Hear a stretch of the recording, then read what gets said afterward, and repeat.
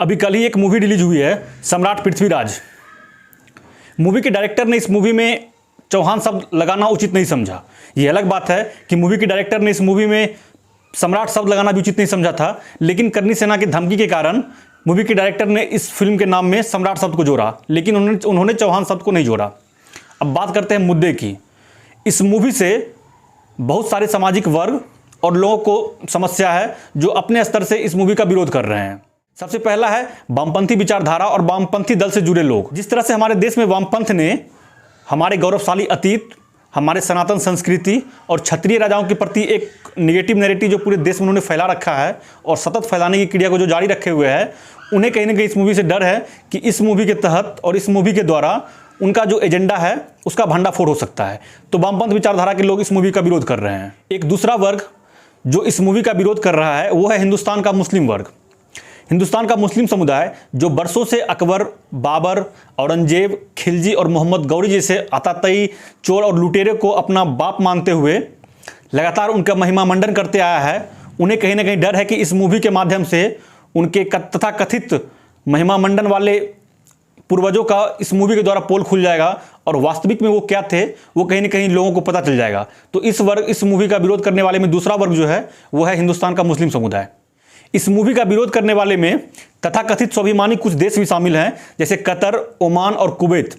ये कुछ चुनिंदे देश हैं जिन्होंने अपने देश में इस मूवी को बैन कर रखा है। उन्हें डर है कि इस मूवी के द्वारा उनके सेंटिमेंट्स हर्ट हो सकते हैं और कहीं ना कहीं वो जिन्हें अपने पूर्वज मानते आ रहे हैं उनका पोल खुल सकता है।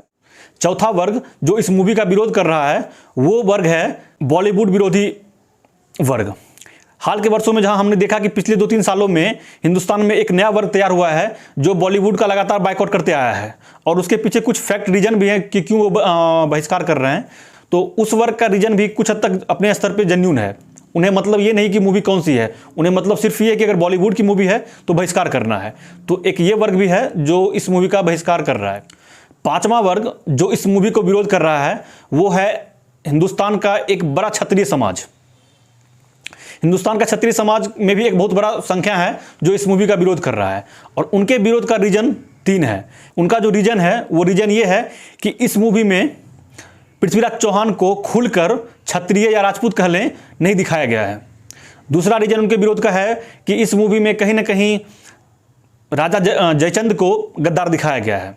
और तीसरा रीजन है क्षत्रिय समाज के इस मूवी के विरोध का, वो ये है कि कहीं ना कहीं इस मूवी के द्वारा पृथ्वीराज चौहान के जो वास्तविक शौर्य था, उनकी वीरता था और उनकी जो भव्यता थी और उनकी जो महानता थी उसे इस मूवी में आशा अनुरूप शो नहीं कर पाया है बॉलीवुड ने। तो उस क्षत्रिय समाज के विरोध का ये 3 प्रमुख कारण है। अब मैं आता हूं अपने पर्सनल ओपिनियन पे। इस मूवी को देखने के बाद जो 3 बड़ी खामियां मुझे इस मूवी में देखने को मिली वो मैं आप लोगों के बीच शेयर करना चाहूँगा। सबसे पहली खामियां जो मुझे इस मूवी में देखने को मिली कि इस मूवी में राजा जयचंद जो कि एक धर्मपरायण और न्यायप्रिय राजा थे उनको गद्दार दिखाया गया है, जबकि ये सिर्फ और सिर्फ वामपंथ इतिहासकारों के द्वारा हिंदुस्तान में फैलाया गया एक साजिश था। राजा जयचंद्र जिनके कि पृथ्वीराज चौहान रिश्ते में दामाद लगते थे, कोई भी एक बाप जिनका दामाद उनके खुद के बिरादरी से कुल से बिलोंग करता हो, हिंदुस्तान के सबसे बड़ी गद्दी पे बैठा हो, जिनके वीरता और शौर्यता के किस्से पूरे हिंदुस्तान में मशहूर हो, कोई भी बाप अपने ऐसे दामाद और ऐसे बेटे के साथ गद्दारी कभी नहीं करेगा। ये एक हमारे समाज में फैलाया गया एक सिर्फ और सिर्फ मिथ्या था और हिंदुस्तान के बड़े बड़े इतिहासकार भी इस बात को पूर्णतः झूठ मानते हैं और उन्होंने कभी इस चीज़ को स्वीकार नहीं किया कि राजा जयचंद्र एक गद्दार थे। एक दूसरा पॉइंट जो मुझे इस मूवी में टोटली डिसअपॉइंट किया वो ये था कि पृथ्वीराज चौहान को उनके वास्तविक पहचान, उनका क्षत्रिय, उनका चौहान राजपूत होना ना दिखाकर सिर्फ एक हिंदू के रूप में दिखाया गया है। मैं मानता हूँ कि कोई भी योद्धा जो होता है वो किसी जात विशेष का नहीं होता है, लेकिन हाल के वर्षों में जिस तरह से हिंदुस्तान में गुज्जर समाज बहुत सारे महापुरुषों पे अपना दावा ठोकना शुरू किया है और झूठा पूर्वज बताकर उनके ऊपर दावा ठोकना शुरू किया है, उसके लिए ये जरूरी था कि इस मूवी में पृथ्वीराज चौहान को उनका वास्तविक जो पहचान था, उनका जो क्षत्रिय जाति थी, उसे इस मूवी के द्वारा प्रदर्शित करना चाहिए था। आज से पहले जो भी मूवी हिंदुस्तान के बड़े बड़े राजाओं पे आधारित बनी है, चाहे वो पद्मावत हो, बाहुबली हो या बाजीराव मस्तानी हो, उसमें आपने देखा होगा कि योद्धा का जो जात है उसे कहीं ना कहीं उसका वर्णन वहाँ पे किया गया है। लेकिन हम देखते हैं कि पृथ्वीराज चौहान में चंद्रप्रभा दाई के ब्राह्मण कैटेगरी को दर्शाया गया है, और भी जो किरदार है उनके जात को दिखाया गया है, लेकिन पृथ्वीराज चौहान के जो वास्तविक कैटेगरी है, उनका जो जात है, उसको कहीं न कहीं इस मूवी के द्वारा छिपाया गया है। और इसके पीछे कहीं ना कहीं संघ और भाजपा का हाथ है। वो इसलिए है क्योंकि कहीं ना कहीं संघ और भाजपा इस मूवी के थ्रू भी अपने हिंदुत्व के जो एजेंडा है उनका, और कहीं ना कहीं हिंदुत्व के जो वोटर्स हैं उनका जो ध्रुवीकरण है वो करने के मंशा से किया गया है।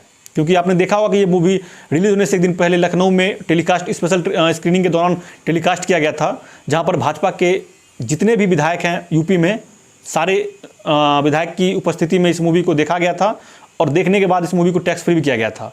तो इस मूवी में पृथ्वीराज चौहान के वास्तविक जात को ना दर्शाकर सिर्फ हिंदू दिखाना, कहीं ना कहीं ये उनकी एक स्ट्रेटजी थी। तो ये दूसरी गलती जो मुझे इस मूवी में देखने को मिली। नो डाउट कि अक्षय कुमार ने इस मूवी में अच्छी एक्टिंग किया है और आशानुरूप उन्होंने अच्छा काम किया है, लेकिन तीसरी खामियां जो मुझे इस मूवी में देखने को मिली कि पृथ्वीराज चौहान की जो शौर्यता था, उनकी वीरता था, उनकी जो महानता था, उसको बॉलीवुड उस रूप में पेश नहीं कर पाया जिस रूप में पेश करना चाहिए था।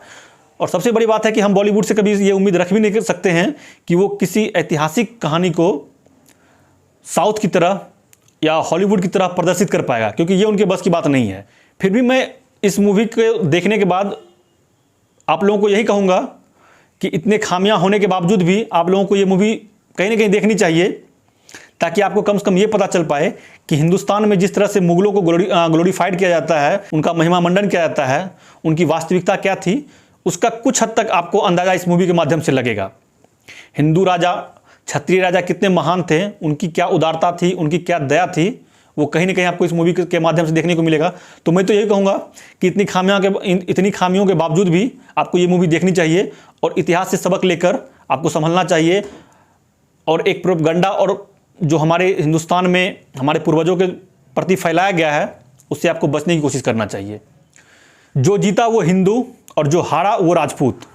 यही हमारे इतिहास में और हमारे हिंदुस्तान में फैलाया गया सबसे बड़ा मिथ्या है कि जो जीता वो हिंदू और जो हारा वो राजपूत। जय भवानी।